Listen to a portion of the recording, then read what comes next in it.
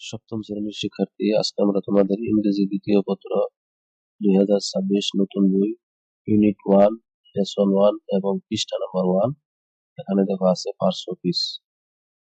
Lesson 1 এ দেওয়া আছে নাউন এবং এখানে লেখা আছে look at the underline word in the following passage. দেখো এখানে একটা গল্পের মতো দিয়েছে তোমাদের বইয়ে, এটি সেই গল্প। এবং দেখো একাধিক লাইনের মধ্যে শব্দের নিচে আন্ডারলাইন দেওয়া আছে, যেমন আনিকা ইজ ইন ক্লাস 7। এখানে আনিকার নিচে আছে 7 এর নিচে আছে। তারপরে she lives in a village, এই দেখো ভিলেজের নিচে আছে অফ জামালপুর, জামালপুরের নিচে কিন্তু টান দেওয়া আছে। এরকম ভাবে দেখো প্রতিটা লাইনের মধ্যে কিন্তু আন্ডারলাইন আছে। তো এখন দেখি কি বলতেছি, নিচে যে তোমাদের পড়াটা আছে সেখানে বলতেছে এ নাম্বারে দেখবা look at the underline word in the following passage. বলতেছে নিচের অনুচ্ছেদ দাগ দেওয়া আন্ডারলাইন করা শব্দগুলোর দিকে তাকাও, এই শব্দগুলোর দিকে দেখতে বলতেছে। দেখো এখানে Anika is in class 7, Anika সপ্তম শ্রেণীতে পড়ে। She lives in a village of Jamalpur with her parents, সে তার বাবা মায়ের সঙ্গে জামালপুরের একটি গ্রামে থাকে। শি হ্যাজ 2 সিস্টার্স, তার দুজন বোন আছে।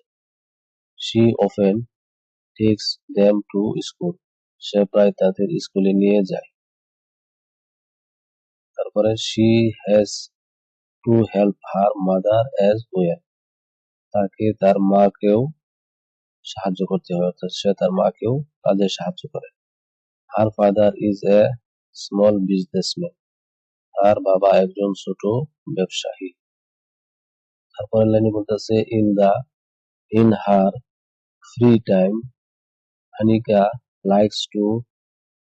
likes to draw pictures and write poems in Bangla. অবসর সময়ে আনিকা ছবি আঁকতে এবং বাংলায় কবিতা লিখতে পছন্দ করে। আনিকা's dream is to become a computer engineer, আনিকার স্বপ্ন হলো কম্পিউটার ইঞ্জিনিয়ার হওয়া। পরের লাইনে বলতেছে these are all nouns, বলতেছে এইগুলো সবই নাউন। কোনগুলি? আমরা উপরে তখন যা পড়লাম সে বলতেছে ওই যে লাইনের ভিতরে যে দাগ দেওয়া আছে সবগুলি কথা বলতেছে, এই সবগুলি Anika, 7, Jamalpur, parents, sisters, school, mother, father, business, time, picture, poem, Bangla, dreams এবং ইঞ্জিনিয়ার, এই সবগুলির কথা বলতেছে। এই সবগুলি হলো কি নাউন। এই শেষে এই কথাটাই বলছি, কিন্তু এই সবগুলোই নাউন, বাংলাতে যাকে বিশেষ্য বলে।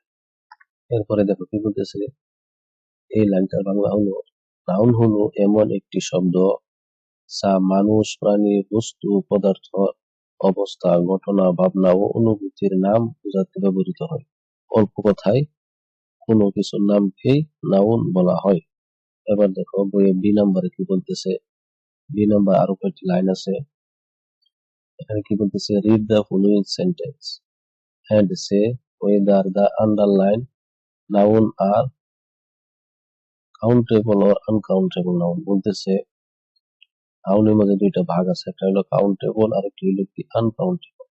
যেমন এই যে এটা এটা এটা এটি এটি এটি, এইগুলি দুইটা নাউনের মাঝে আছে, হয় কাউন্টেবল নাউনের মাঝে আছে অথবা আনকাউন্টেবল এর মাঝে আছে, সেটা তোমাকে বের করতে হবে।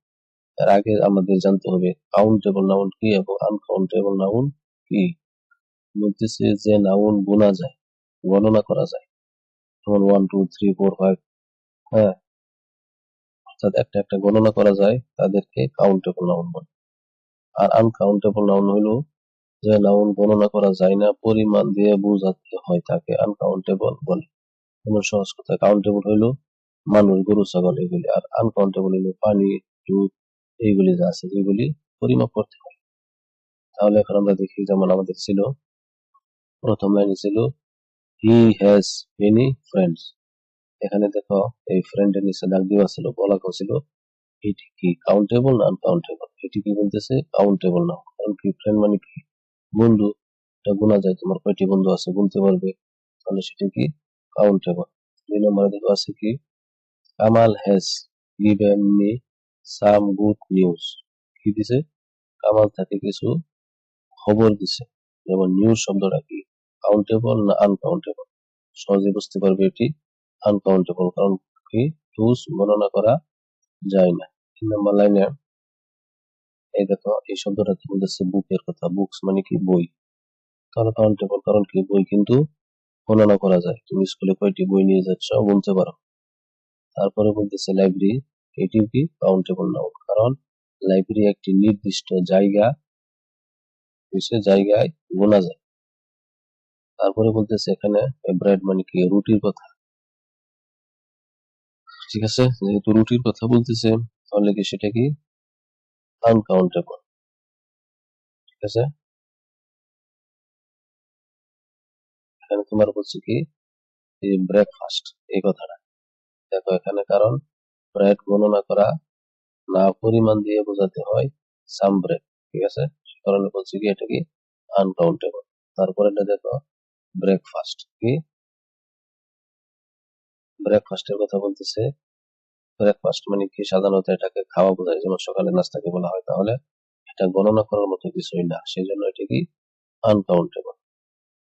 তারপরে দেখো 5 নম্বরে ফাদার, ফাদার কি একজন ব্যক্তির নাম, তাহলে সেটা কি কাউন্টেবল। মানুষ, তাই না, ফাদার মানে কি মানুষ তো ব্যক্তি, তাহলে সেটি কি কাউন্টেবল। টিচার এই জন্য একজন ব্যক্তি, তাহলে এটা কি কাউন্টেবল। আজকে এই পর্যন্ত রইল, বাকি অংশ পেতে চ্যানেলটি সাবস্ক্রাইব করে রাখো। সে পর্যন্ত ভালো থেকো, ধন্যবাদ।